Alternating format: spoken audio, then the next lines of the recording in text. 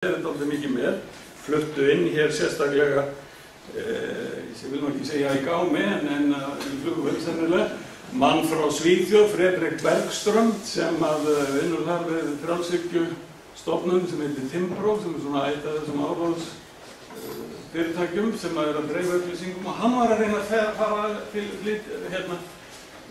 voru alls konar rök það að þeir fátæku í Bandaríkjunum væru miklu ríkari heldur en þeir fátæku í Svíþjóð, sérstaklega.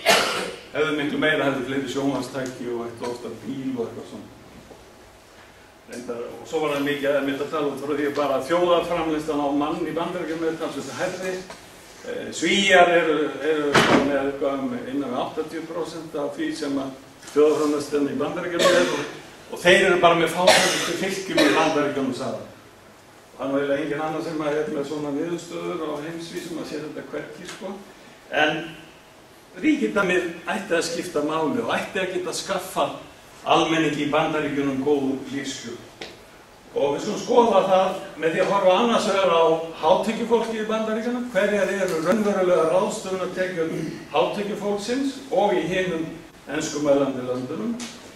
Og svo eftir hverjar eru raunverulega ráðstöfunartekjur lágtekjufólksins.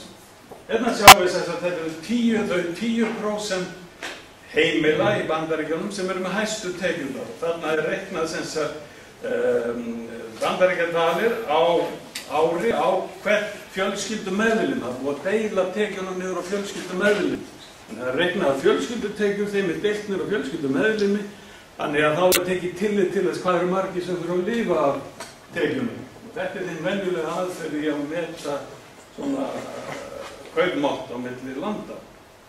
93.000 og langhæsta sem er á myndinni hjá Bandaríkjunum og bara hátt í helmingi herra í Ástralíu og Nýja-Sjálandi, ekki alveg helmingi samt.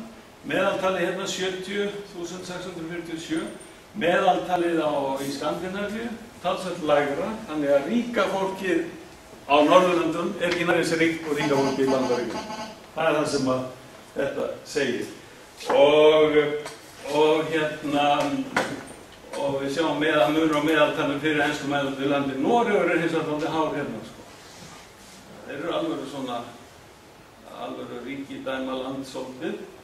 Þó að tekjuskiptingi sé ekkert gríðarlega ójöfnsamt þrátt fyrir allt, sko. Þá hefur hátekjufólkið, það hjálpar hann svolítið kannski gengið sem olían hefur svolítið tregt upp. Og við erum hérna með tiltölulega háar tekjur fyrir, þetta er árið 2005, með þessi áður en bólan fór að þenjast alveg að ystu mörkum, sem voru 2007, 60.000, þannig að en munurinn er sem sagt þessi að hátekjufólkið í Bandaríkjunum reyndar almennt í enskumælandi löndunum og sjáum við Bretland þarna með talsvert meiri tekjur heldur en hátekjufólkið á Norðurlöndum. Og hvernig er það hjá lágtekjufólkinu? Þetta eru lægstu, þau 10% fjölskyldna sem eru með lægstu tekjurnar. Og aðeins bara til að ítreka aftur að þessi er ekki töl sem ég hef reiknað. Það er eiginlega komið reikningbann á mig. En ég held ég mig ennþá að lesa tölur upp úr skýrslum OECD. Og þetta er frá OECD og skýrslu Growing Unequal heitir hún, sem kom út 2008. Mjög vönduð skýrsla. Þeir eru komið aðra uppfærslu á henni á næsta ári að segja það mér nýlega. Sem sagt, hér eru lágtekjufólki. Þau 10% sem eru með lægstu tekjurnar, þar í hópi eru þeir fátæku og þeir sem eru svona rétt fyrir ofan fátæktarmörki. Þetta er ekki fjarri í lagi að vera svona fátæktarhópur. Þarna sjáum við að Bandaríkin eru með lægstu raunverulegan kaupmátt ráðstöfunartekna hjá þessu lágtekjufólki, að búa að samræma kaupmáttinn líka. Þetta er aftur árið 2005. Nýsjálendingar aðeins hærri, en þeir eru miklu fátækari land. Þeir fóru í mikla frjálshyggjubyltingu á 9. áratugnum. Í þeirri von að reyna að rífa sig svolítið upp á eyrunum og bæta hag sinn, það skilaði nú því miður litlu. En þeir eru samt með heldur hærri tekjur fyrir lægsta hópinn heldur en í Bandaríkjunum. Og hér er svo meðaltalið, við sjáum að Skandinavíur eru með miklu hærri tekjur fyrir lágtekjuhópinn, bæði Danir og Norðmenn hérna hæstir. og 9.955 á móti 7.500 hérna. Ísland með hér, við erum með svona ívillægra en það sem hann leggst á Norðurlandi.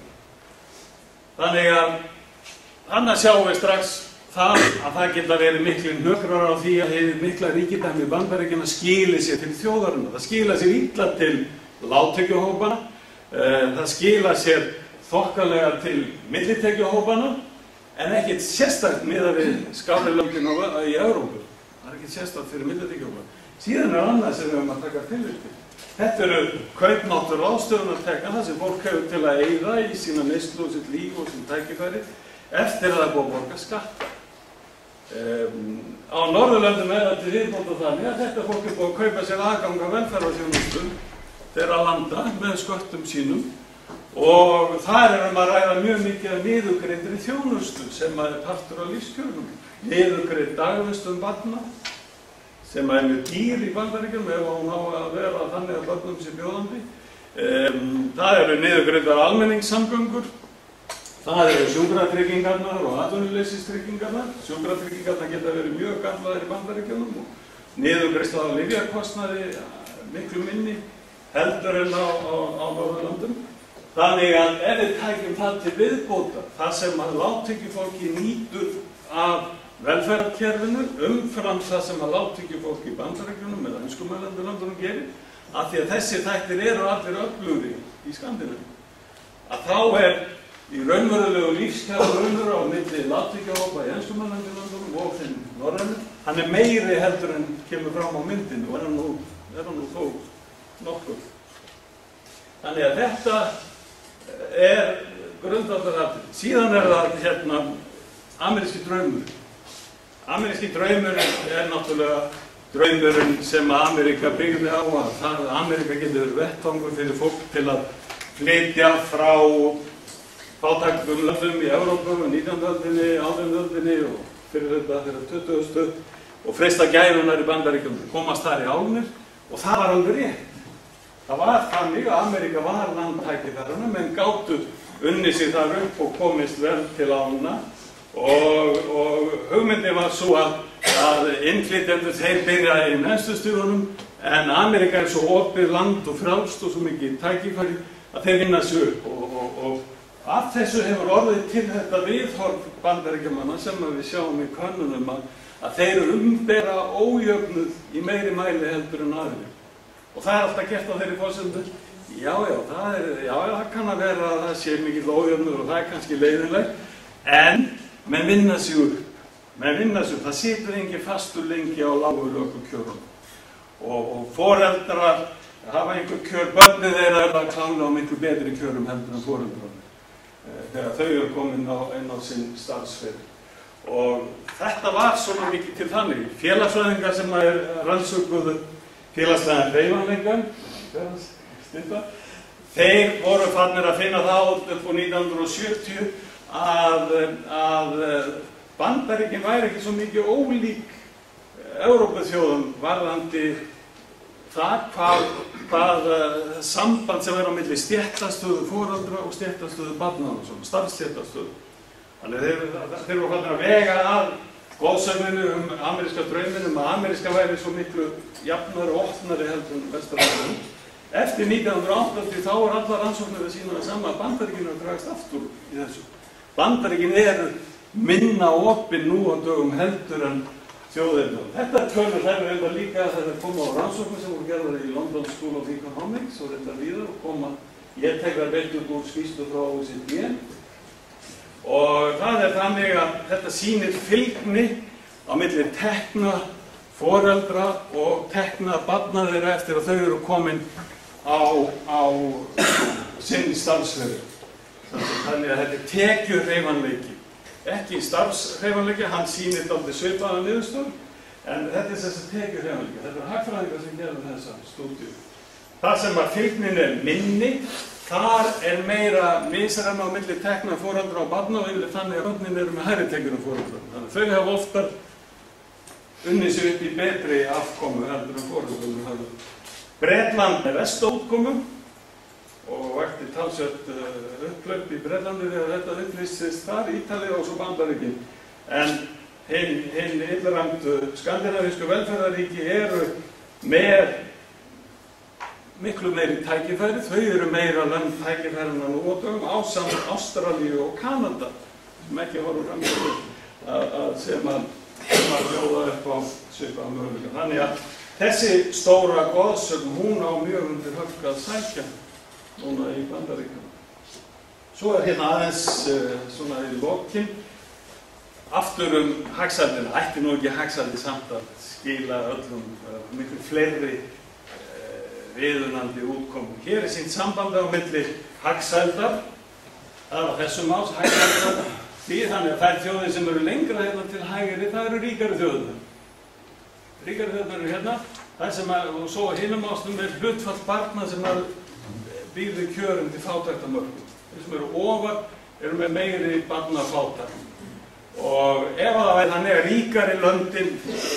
ríkari löndin skiluðu fleirum upp fyrir fátæktarmörk í viðunandi lífskjör, þá væri með rífandi fylgni þannig, það væri sambandið þannig að það væri línan öfugt, það væri það sem að ríku þjóðirnar væri með miklu minni barnafátækt. En það er engin fylgni, mínus 0,09. Ef við hins vegar tökum tengsl barnafátæktar við umfang velferðarríkisins, alveg á sama hátt, þar sem að velferðarríkið er stærra, það eru þeir sem eru hérna lengra til hægri, það eru þjóðirnar sem eiga meiru stærri hluta þjóðarkökunni í velferðarútgjöldin. Þar eru miklu færri börn sem eru undir fátæktarmörkum. Heldur hærra hérna í okkur heldur með hérna hinum. Og þetta er rífandi samband.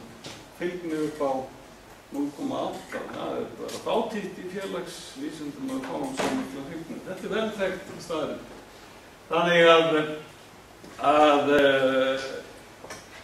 þegar við tökum saman þessa lífskjara mælikvarða þá sjáum við þetta mjög skýrt að það er mjög mikil munur og ég ætla aðeins að benda ykkur hérna í lokin á nýjan alþjóðlegan gagnabanka lífskjara samanburð lífskjaramælingar. Hann er á heimasíðu Þjóðmálastofnunar og hann er hérna lífskjör þjóða alþjóðlegur gagnabanki.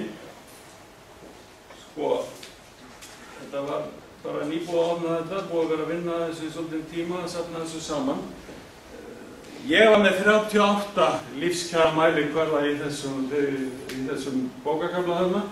Hér er búin til lífsgæðavísitala, International Wellbeing Index, sem er með 69 mælikvarða.